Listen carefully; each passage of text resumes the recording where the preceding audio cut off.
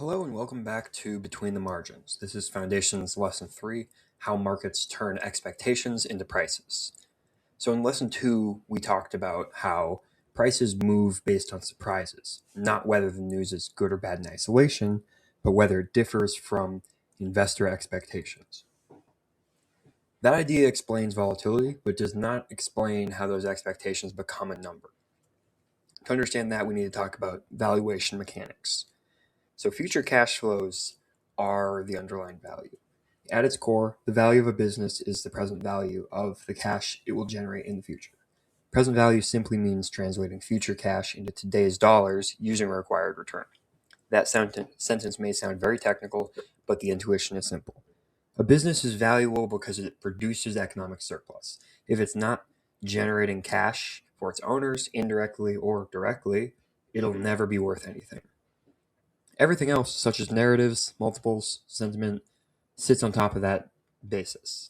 When investors try to determine what a company is worth, they're implicitly asking two questions. How much cash will this business generate over time, and how much is the future cash worth today? Those two questions alone drive the entire valuation equation. So the future needs to be adjusted for. Whenever we're looking at these different future cash flows, we have to put them in today's dollars. If somebody offered you $100 today or $100 in 10 years, you would obviously take the money today. Not because the future $100 is fake, but because money has time value. If you get the money now, you can invest it and earn a return, compound it, make it into more money. Whereas if you get it in 10 years, it'll have depreciated with inflation and it'll be worth less money now. That same logic applies to businesses. When we estimate the future cash flows, we can't simply add up all future cash flows. We have to then translate them into today's dollars. That translation process is what we call discounting. So the required return is the key input. The higher the return investors demand for taking risk, the less those future dollars are worth in the present.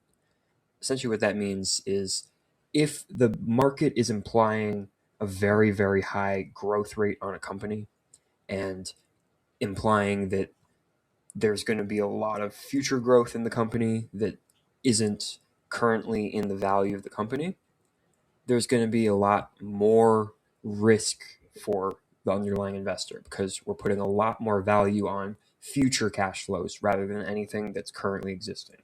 This happens a lot with companies that have no current cash flows at all and are not making a profit. So they'll have a lot of their business value in the future. So we have to discount those heavily. You don't need the formula to understand the general intuition though. If investors require 8% instead of 6% as a required return on their money to justify purchasing it, the future cash flows must be discounted more, which will reduce the present value. So this relationship is purely mechanical. Obviously, the actual price isn't based simply on a formula, but this is the general formula that a lot of people will use to determine the underlying value of a company. Not all companies are affected equally by changes in required returns. Imagine there's two different companies. Company A generates a steady cash flow today, currently, and it's just very, very steady, not a whole lot of growth, but they make money. Company B is expected to generate most of its meaningful cash flows many, many years from now. If interest rates rise, Company B will typically be a lot more sensitive to it. The reason has nothing to do with the popularity of these companies or anything. It has to do with the time duration of the money. When a large portion of the company's value comes from distant cash flows, small changes in the discount rate represent large changes in the present value. This is why the high growth stocks, like I was mentioning earlier, often react much more strongly to interest rate movements. Their valuations depend on cash flows in the future, so interest rates are what we discount by because that is the required return at the risk-free rate. So when we discount more aggressively, these prices will adjust more quickly because we're basing more of the value on the future. The difference becomes a bit more clear when we actually visualize how valuation changes as required return increases.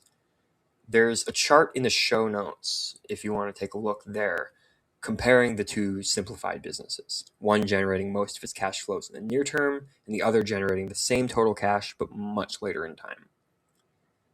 As the discount rate rises, you can see how much more sharply the long duration cash flows will depreciate in present value. What matters is not the specific numbers. What matters is the slope. The business value is concentrated much more in the future in the green line, which has a much steeper negative slope in present value as we increase the discount rate than the gray line, which is the short duration cash generating business. So you can take a look in the show notes to see the chart, but if you aren't able to, essentially we have the short duration company where all of the cash flows are current, which is not affected very much by the interest rates changing. And we have the long duration value of the company, which is affected a lot more heavily because most of their value is in the future. Moving on, we have two main moving levers that affect stock prices.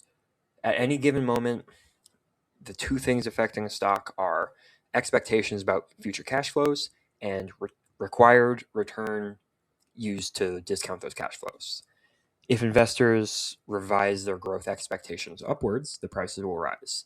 If the required returns fall, perhaps because interest rates decline or the risk appetite of the general investor increases, prices will also rise. When both levers move at the exact same time, the effect can be very, very powerful. This is why markets sometimes experience very large swings, even when the underlying business hasn't really changed at all.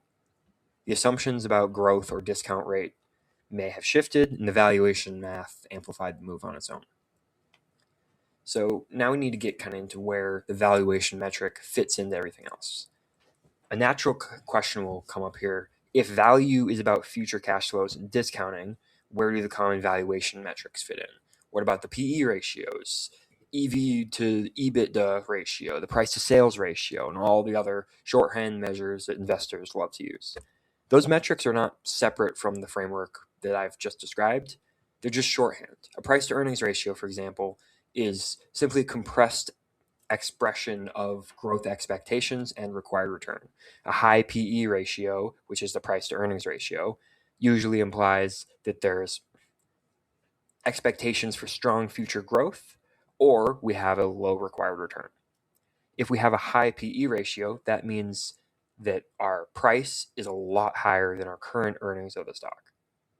So in a lot of cases, if a company is not earning very much money, we're assuming that it will be making more money in the future, which means that that PE ratio could be very, very high.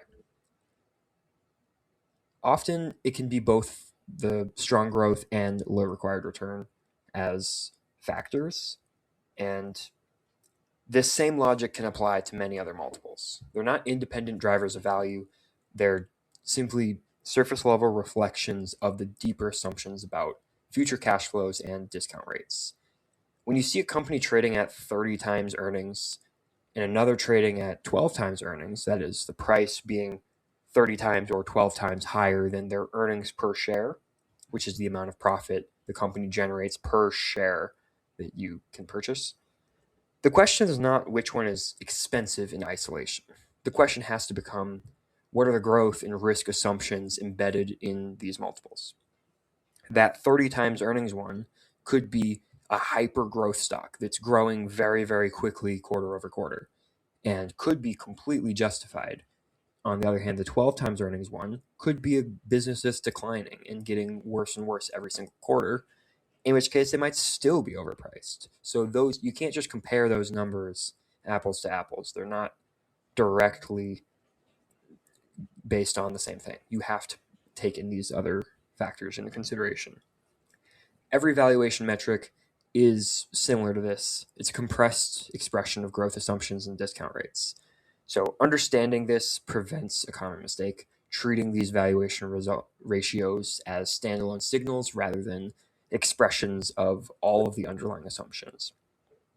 So discounting is also nonlinear. When most of a company's value lies far in the future, small adjustments to growth rates or required returns can produce outsized changes in the present value.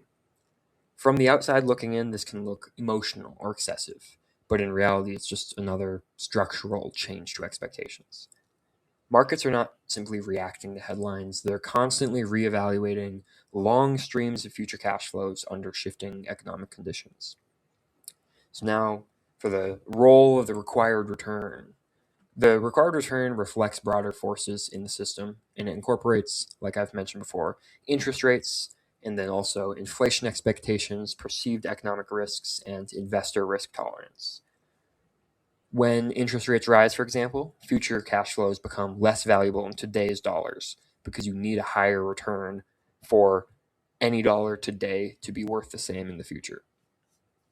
When uncertainty rises and investors demand higher compensation for risk, the valuations will go down. Or if people just think that the entire market is getting riskier, prices can also go down. This is why the entire market can move together. The discount rate applied across many businesses changes all at the same time. For example, if the economy is looking very, very bad, just in general, every company will probably go down, even if they're not directly related to the things that are happening in the market. So now we're going to connect this back to the overall framework that we've been creating. So in lesson 1, we introduced a structural chain. A real business produces cash flows, which produces expectations, which leads to the value of a company, which then turns into the stock price. In lesson 2, we explained how expectations can change. And this lesson kind of went over how these expectations become value. Cash flows are the anchor, discounting is a translation, but price is the output. So once you understand that general structure, the valuation changes feel much less mysterious.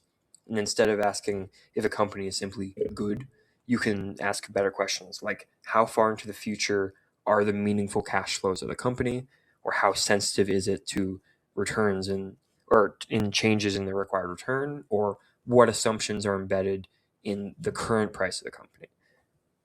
Value is not simply a label. It's a function of growth, time, and discounting. Change those inputs and the price will also change. So far, we've covered ownership, expectations, and valuation.